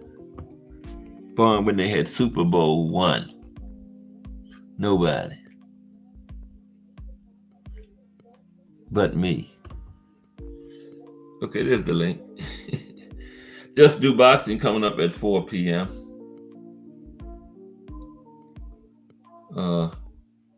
Rise Podcast at 9. Started all over tomorrow morning. Crush the Legend at 6. In the Hangout, we're going to talk about the junior welterweights at 2 tomorrow. Right at the beginning of another big week of boxing history. With Cass Sports, the Box Story. Here we're going to talk about the junior welterweights tomorrow. Some of the current guys like Teofimo, Subriel Matias. They say Teofimo going to fight Subriel. Teofimo saw him lose to Parable. Now he want to fight him. But he's going to get surprised.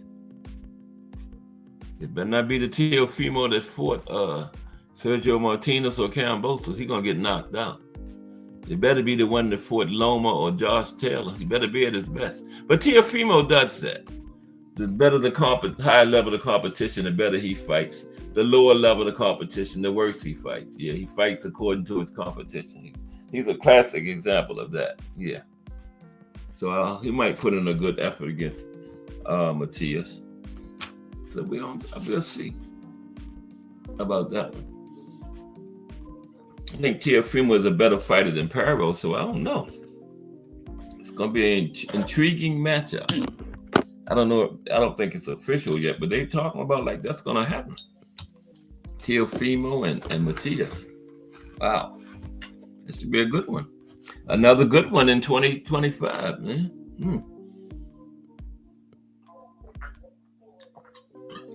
That will be nice if we get that.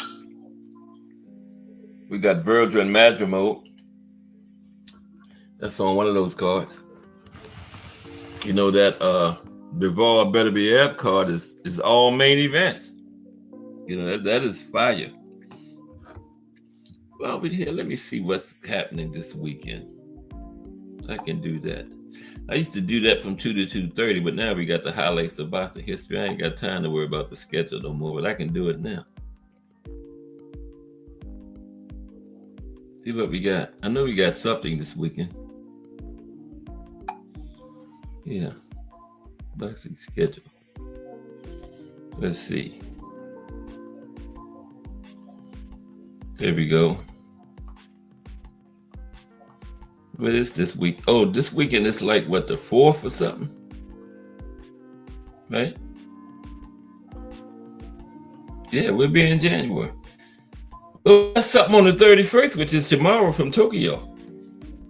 Hayato Tsutsumi versus Renee Alvarado. Lightweights. Yeah, a bunch of Japanese fighters. Ooh. And that is, I don't know what network that's on. I don't know what network that's on. But we got fights tomorrow, December 31st. Isn't tomorrow the 31st? Yeah. Then we got January 8th. Jaya Pataya. Yeah, we was talking about that one. That was a short notice. His opponent. January, yeah, the female fight, Caroline Dubois, Daniel's sister. Caroline's got the IBF women's lightweight title. They used to be Katie Taylor's. Yeah. Okay. A lot of UK fighters. Okay, I thought we had the Monster too in January. I thought. Yeah, January 24th against Sam Goodman. The Monster still undisputed at 122. Sam Goodman. That's another knockout. Bunch of other Japanese fighters on the card. Diego Pacheco. Steven Nelson. All right. Andy Cruz on that card. So yeah, it's shaping up okay. Then February 1st, David versus David. I got David. Cool Boy back in action against Brandon Figueroa. They finally having their rematch. But this time it's at featherweight. Was it at featherweight last time? I can't remember now. It was so long ago. Pitbull. Yeah, Pitbull on that one. Yeah, he lost his title to Rayo. I thought they was going to have the rematch. Then we got the GOAT in action. Derek Chisora and Otto Wallin. Valentine's Day, we got Bernchek versus Keyshawn. Keyshawn going after his first title. Yeah, it's shaping up good, man. Better Be Ab and Bivol. Oh, that's the card full of main events. Better Be Ab Bivol. Daniel Dubois, Joseph Parker. Carlos Adamas, Hamza Shiraz. Virgil Ortiz, Israel Madrimo. Joshua Buatsi, Callum Smith. That might not be a main, but that's a good, strong co-main. Shakur Stevenson, Floyd Schofield. Zilly Zhang, Ajit Carver, yo, that's a co-main, that's a main event anywhere in the world. Zilly Zhang and Ajit Carver, yo. Yes. Mm, mm, mm. WBC interim. I like to see Ajit Carver and Usyk. I like Carver. Might take the big man down. He just might. And that is right around the corner, February 26th. January starts this weekend. You know how this time is moving. That'll be here. David versus David. That will be here shortly. Appreciate everybody that came through today, though. We're winding down to Just Do Boxing. Coming up in 15 minutes.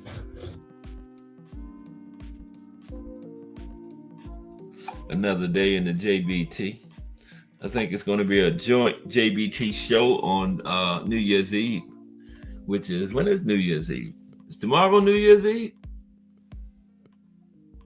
I don't know. This time going by so fast. It might be 2025 already. Who knows? 2025 might have came during my show. This time going so fast. But New Year's Eve, I think it's a joint JBT show. We're going to review the year and look at how the channels are progressing and everything, you know. That's probably tomorrow night, I guess. We're going to bring the new year in together, I think.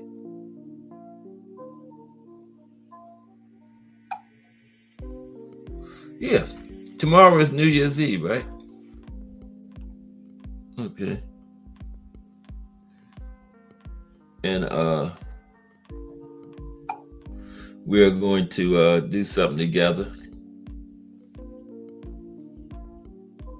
So if you ain't doing nothing, join us. I don't know what time. I'll let everybody know the details, but we'll know by tomorrow. Yeah, Jimmy Carter, 100 years old, passed away. Yeah. I was overseas in Italy when they had those hostages in Iran that time. And, when the helicopters crashed and everything, they thought Iran had done it, but it was the United States' own error, right? Yeah, 1979. Man, y'all ain't gonna believe this. I was looking on Facebook and I was talking about when I was overseas in 79, and this guy's name popped up that I was stationed over there with. Yeah, we keep in touch, right? And his name, amazing, popped up on Facebook as I was talking about being overseas in 1979. He was stationed over there with me. Incredible. That is crazy, man. Damn. Yeah. Ain't that crazy? Wow. Okay. But we're going to get ready to get up out of here in like 10 minutes. Time for Just Do Boxing. We'll be back tomorrow talking about the junior welterweight division, as we do on Tuesdays. We're down to junior welterweight. We're going to talk about the history and all that kind of stuff. So make sure you're here for that. I know the regulars will be here. Yeah. And we're going to talk about that. Hope everybody enjoyed Fantasy Matchups Monday today. Had 15 good matchups. Fighters from different eras.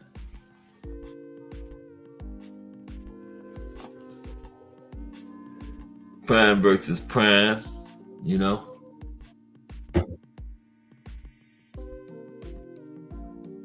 In boxing, it's the easiest sport to do that, because it's one-on-one.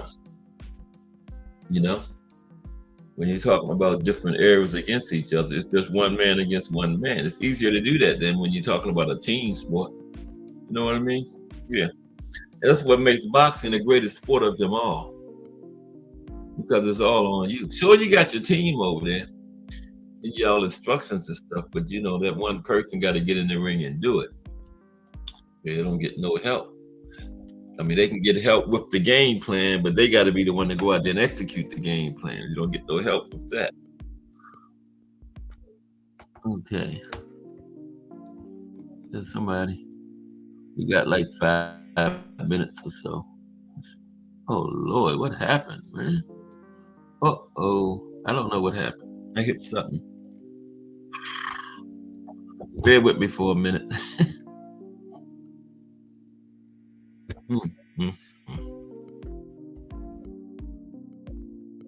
It'll be going off. I hit something and everything went all out of whack.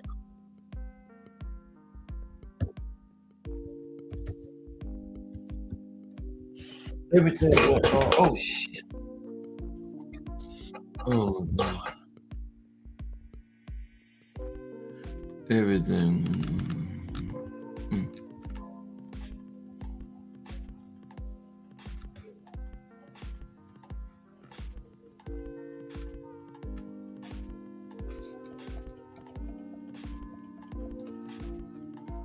I don't know what's going on with this thing, man.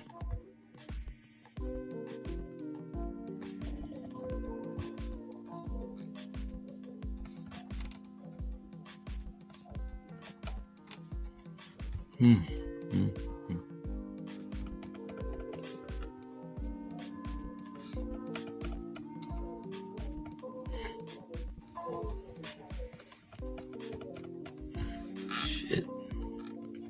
Excuse me. Oh boy.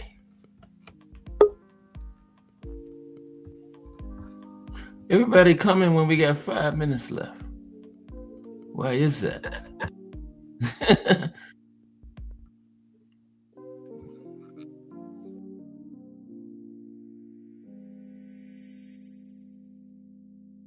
And show respect. That's why I came up. It don't take 5 minutes for me to show respect to you, baby boy. It's me. It's good with you, though. Definitely. You can't hear me?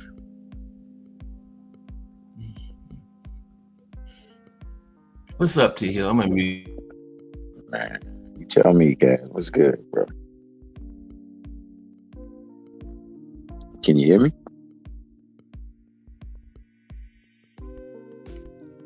I can hear you. Do you hear echo from me? Nah, I don't hear an echo at all. Okay. What's happening? Oh man, just came to check in on you, man. See how my guy is doing. Everything's okay. But yeah, I know it's okay, man. Another fantastic show as always. Oh, I appreciate it. Giving the boxing streets what they need, something when there ain't nothing going on around them in the sport. I mean, well, you know, there's some cars that's going stay worldwide, though. Yeah. But what you think so far? What's coming up in the new year, man? Do you think that this new year we'll get the fights that we really, really want to see? I'm hoping so. I like how it's looking early, you know. Yeah, I mean, this year looked real good early, and then it just kind of dissipated, man. It lost a lot of steam. You know what I mean? Yeah, 2024, man, I think was one of the best years in boxing, though. I thought the way 2023 was one of the best years in boxing. The way 24 started, I thought it would be also likewise even surpassing it, but unfortunately things fell through with a lot of fights and it kind of tailed off, didn't it? It tapered off something fierce. Yeah. Hoping that, you know, with the two fights that start off with the Bivol and the better beef, and then that whole card, and then also the David. Yeah, the David Benavidez fight, and then followed by the Tank. You know, we get 1, 2, 3 good fights back to back to back. It'll start making, hopefully, with the two David fights and the Walker, the Bivol and Better Beef fight that you know, you getting two people who you wanted to see fight. Hopefully that'll be the thing. Now, if people going back Turkey, which I'm not a big, huge proponent of Turkey. I think Turkey is fool's gold, bro. I think he's got a lot of people fooled. I think he is the embodiment of what we have with these people who say that they call out Tank and want to fight Tank and Tank ducking them and things like that. I think it sounds good and it looks good because you want to believe it, but it's just not so. And I think what Turkey. I think that's the thing, man. I think ultimately it would be good if he could get like a playoff style type setting again, where he holds super tournaments. That would be cool. And there's creative ways that you can get to pay these people and pay these promotional companies, especially if it's so many fighters getting into these fights. You know what I'm saying? Because you could be like, okay, well, we can make it incentive laced. We can say whoever's the best draw, they get a huge percentage of the purse. Yeah. And then you could say, well, whoever's team does better, they get a bonus, and likewise the promoter gets to take home a huger chunk of the purse. There's so many ways. You got concessions, you got parking, you got ticket sales. Oh yeah. You got how much you can charge for a seat. Like if they come on and the tickets become such a demand that they run a scale up on the price, then that's another way that they could get somebody to pay into a fighter by giving them an incentive. Man, so many ways that they could do it. And Turkey could add some of his money and give a bonus. All the money they got over there in Saudi Arabia. No doubt. So but I just don't think that they are genuinely about the sport. I just think that they're trying to use a way to control or manipulate how boxing is being put together to their liking. That's how, because those people are all about control over there, man. Yeah, I mean, not and trying to make nothing, but yeah. And like Knockout said, man, you talking about a place where they all are about control. And they don't fudge with anything that's outside of their whole ideology and their whole culture. So why fight? Why do that? You know what I'm saying? They don't even allow women to box. Still not. They'll put them to the firing squad, bro, if they decide to do some stuff like that. So it's amazing that people don't see this and don't see what this really is. But hey, if he can get it sanctioned and it in operation where they can do super tournaments again, I'm for it. I'm definitely for it. Yeah. I know we ain't got much time, but I was just hoping that in 25, man, because we only got a couple more days before that time comes.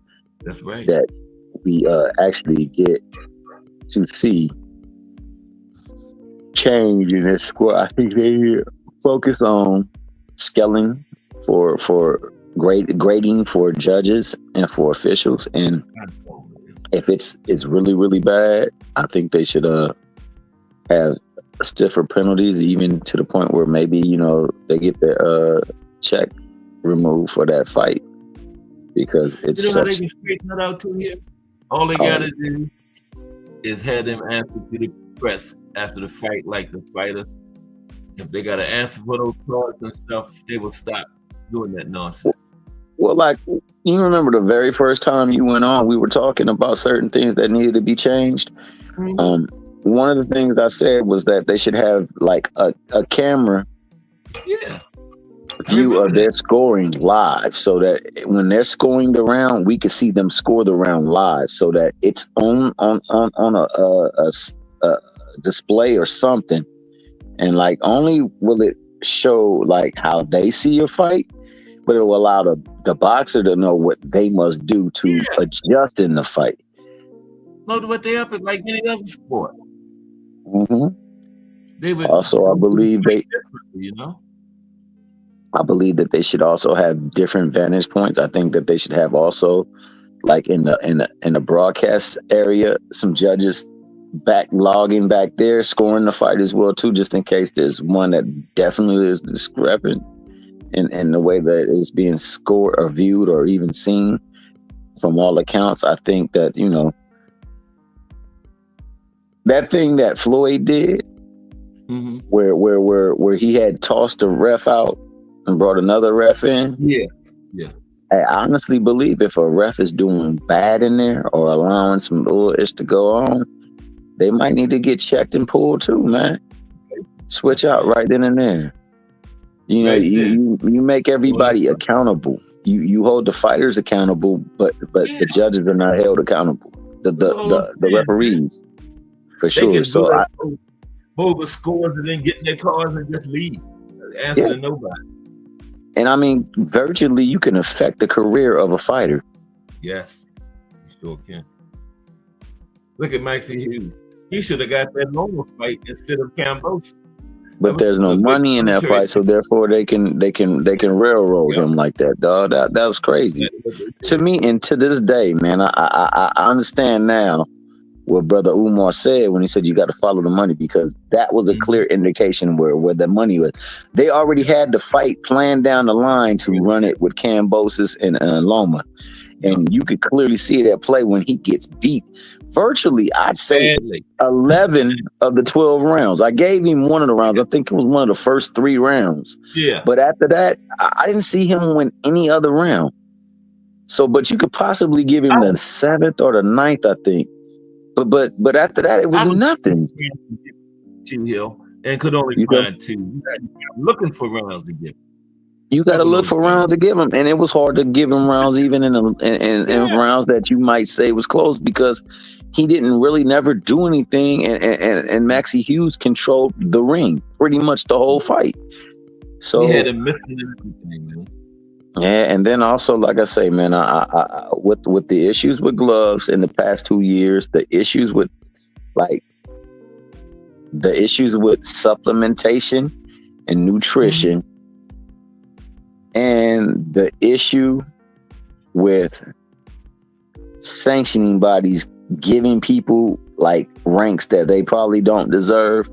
I think all of it needs to be put under scrutiny, and they need to come up with a way to rectify it, man, and that would help Yeah. give us Yeah, some like when he better. got killed. Remember, he went from 15. All of a sudden, when he's fighting Teal, he in the top 10 all of a sudden. Yeah, exactly. It was Claggett. Claggett was outside the top 10, and then the week of the fight, he becomes instantaneously in the top 10, and he ain't had a fight. Nobody in front of him lost. So it's He like, would have to how beat is that? somebody. Yeah, see, and that's what I'm saying. Like, it's too many ways where you can see that money is at play in everything, man. Money is the reason why these fighters fight. Money is the reason why they put on these fights, and money is the reason why these people get the fights. And right now, that cannot be detested, not one bit. Can't be contested at all either. So, like, unfortunately, if this is the case, then we're gonna have to put up with this for a minute. But hey, I know it's almost time for your boy Just Do to get on. Just was shouting you out, coming up here, giving you that daily spot. I should have been up here a little bit earlier, but you know, It's all good. next time I will be up here, spot on the duty. Okay, I appreciate you, though, Theo. For sure, man. All right, then, man. So take care. Did your business and stuff ever still that? Oh, y'all was hectic last week. You said, oh man, it was bad. It was bad. Well, you know, it was a whole lot of stuff going on. We had a lot of catering. Had to do a lot of stuff for the family as well. And then on top of that, just working, man. I was going to work and I wasn't getting no sleep, bro. I was coming home and I was staying up preparing food. That whole week, man, I didn't get to sleep not one day in that week. I was up most of the time, and when I did get rest, it was spot, like falling asleep or something like that, or taking a quick nap. But other than that, I was up, man. So yeah. But you catching up now. Hey man, I was up, so I ain't gonna lie to you. I ain't gonna lie. And with nothing to really speak of lately, it's been like that. So I just been getting mostly rest, man, trying to get everything wound back into a cycle. Okay, cool. But a lot of those days, I just was tuning in. I couldn't even touch the phone. I could just only listen. Yeah, you told me. Yeah. But okay, T, I appreciate it. Right. All right, for sure. Just talking about. Yeah, no doubt, Terrell Cameron. It is a sad game that's being played in this sport, man. It is, man. Unfortunately, you know, people's lives hanging about, and that's where it really, really affects people. Not only physically, but emotionally, sometimes even mentally, bro. And And that's the travesty, because No. you can break somebody without physically breaking them, man. If you break their mind, you break their spirit, then sometimes it ain't no coming back. The No. body can mend, but that mind is so fragile. Yeah. That you never know, man. And truly to say, the one thing I will say, before going off, because I know we got to go off, the one thing I will say, and I'm going to catapult it like this. We can tell you how fragile it is, Terrell Cameron, when you look at in a fight that didn't go right for two fighters in particular, first one being Spence, the next one being Devin Haney. Look at how they responded immediately in the moment. In the moment, Spence was like, he looked at his son, he said, got to run that back game? Yeah, we got to run that back. He ain't been able to get a fight, but he was willing to run it back instantaneously. He sure was. Then you got another one that tried to deflect everything, try to put it like it wasn't even something that happened. And the only reason why it did happen was because of a drop of food coloring in the water.